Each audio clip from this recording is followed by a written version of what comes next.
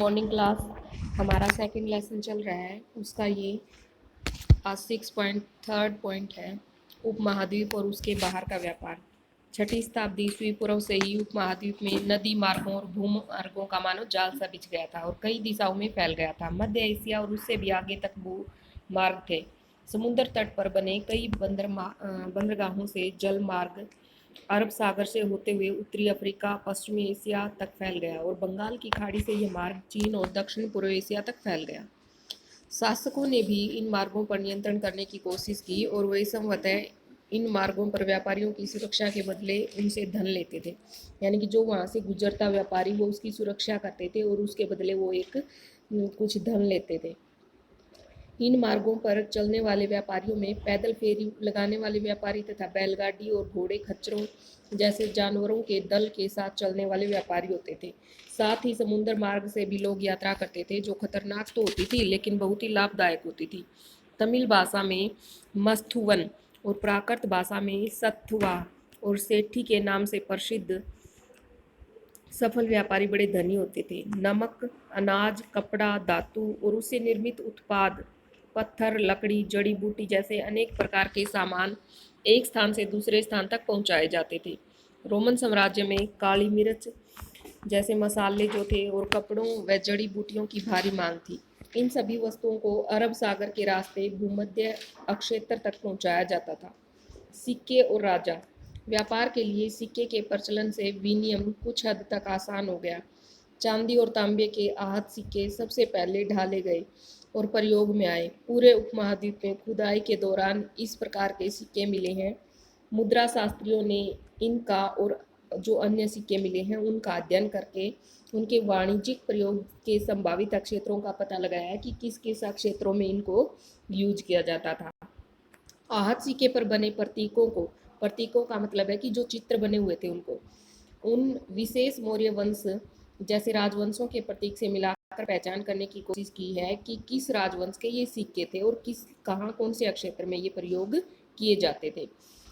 तो पता चला कि इन सिक्कों को राजाओं ने जारी किया था। ये भी संभव है कि व्यापारियों, धनपतियों और नागरिकों ने इस प्रकार के कुछ सिक्के जारी किए होंगे और शासकों की प्रतिमा और उनके नाम के साथ सबसे पहले सिक्के हिंदी यूनानी शासकों ने, जिस पर शासक का नाम था और उसकी जिस तस्वीर बनी हुई थी, ऐसे सिक्के सबसे पहले हिंदी यूनानी जो शासक थे उन्होंने जारी किए थे और उन्होंने द्वितीय शताब्दी ईस्वी पूर्व में उपमहाद्वीप के पूर्वोत्तर क्षेत्र पर नियंत्रण स्थापित किया था। सोने के सिक्के सबसे पहले प्रथम शताब्दी ईस्वी में कुषाण राजाओं ने जारी किए थे।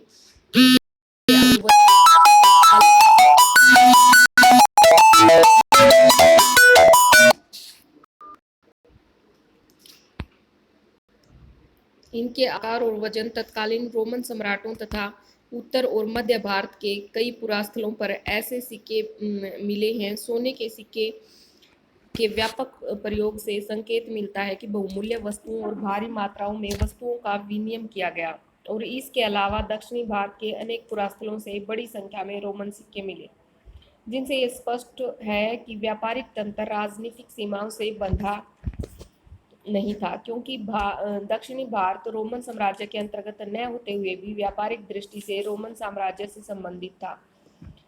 पंजाब और हरियाणा जैसे जो क्षेत्र थे उनके योद्धा प्रथम शताब्दी ईस्वी पूर्व कबायली गणराज्यों ने भी सिक्के जारी किए और पुराविदों को योद्धा शासकों द्वारा जारी तांबे के सिक्के हजारों की संख्या में मिले हैं, जिनसे योद्धों की व्यापार में रुचि और सहभागिता परिलक्षित होती है। सोने के सबसे भव्य सिक्कों में से कुछ थे गुप्त शासकों ने जो जारी किए थे। इनके आरंभिक सिक्कों में प्रयुक्त सोना अति उत्तम था, यानी कि अच्छे दर्जे का था। इन सिक्कों के माध्यम से दूर देशों से व्यापार विनिमय करने में आसानी होती थी, जिससे शासकों को भी लाभ होता था। 6ठी शताब्दी ईस्वी पूर्व से सोने के सिक्के मिलने कम हो गए। क्या इससे यह संकेत मिला कि उस काल में कुछ आर्थिक संकट पैदा हो गया था?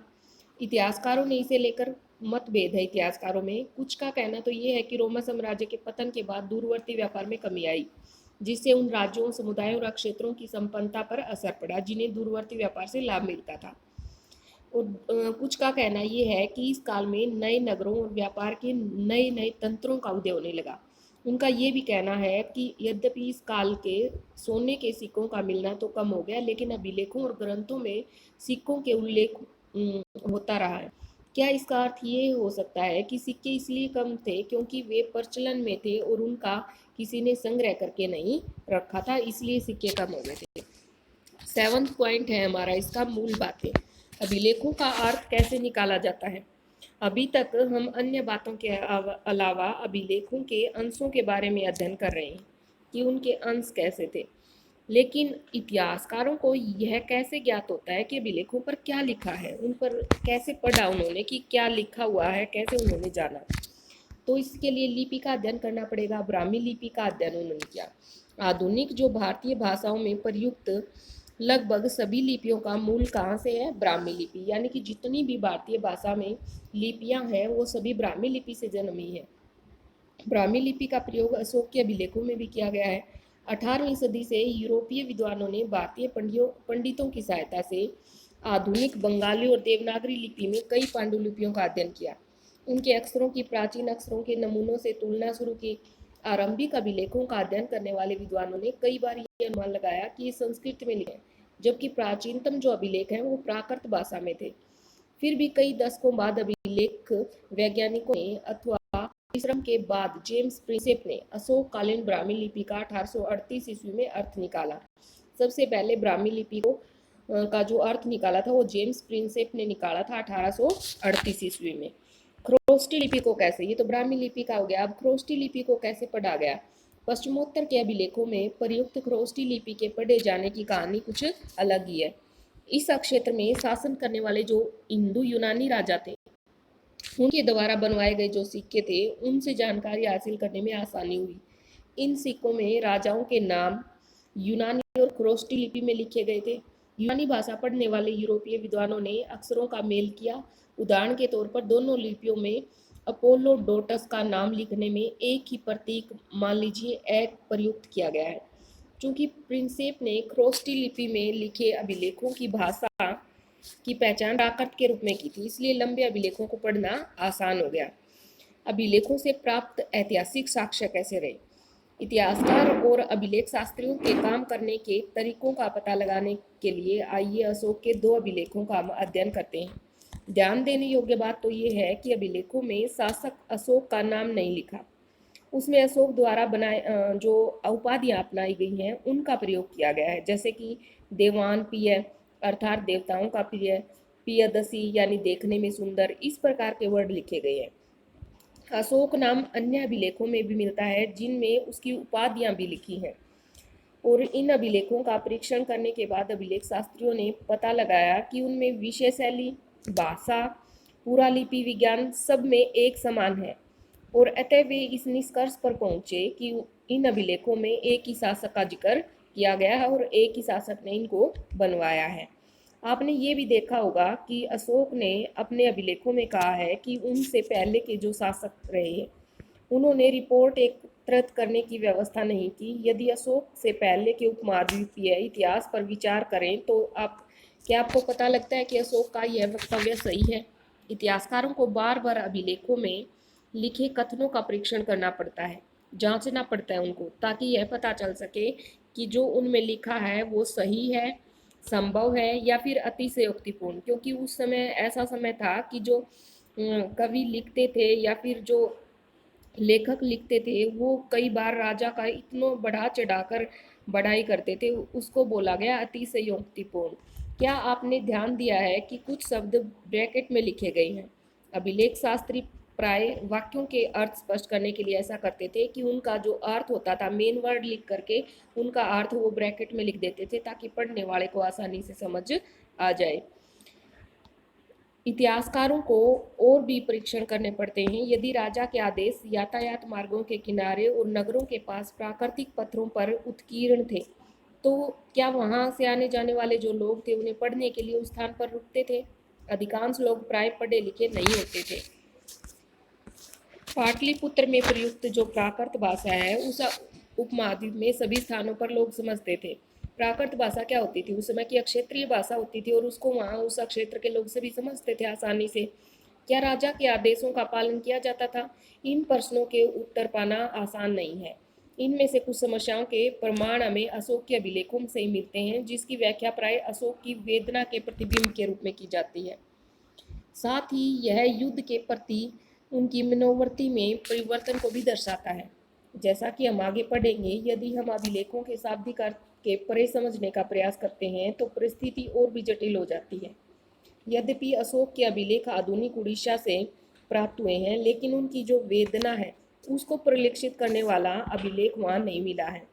अर्थात यह अभिलेख उस क्षेत्र में नहीं उपलब्ध है जिस पर विजय प्राप्त की गई। इसका हम क्या अर्थ लगाएं? क्या राजा की नव विजय की वेदना उस क्षेत्र के लिए इतनी दर्दनाक नहीं थी कि राजा इस मुद्दे पर कुछ कह न सका? अब आपको यह पता चल गया होगा कि अभिलेखों से प्राप्त जानकारी की भी सीमा होती है। कभी कभी इसकी तकनीकी सीमा होती है। अक्षरों को हल्के ढंग से उत्कीर्ण किया जाता है, जिन्हें पढ़ पाना मुश्किल होता है। साथ ही अभिलेख नष्ट भी हो सकते हैं, क्योंकि अभिलेख क्या है, अगर सख्त सतह पर नहीं लिखा गया हो तो कुछ ऐसी चीज़ पर उकेरा गया तो वो नष्ट भी हो जाती है, जिनके अक्सर लुप्त हो जाते हैं।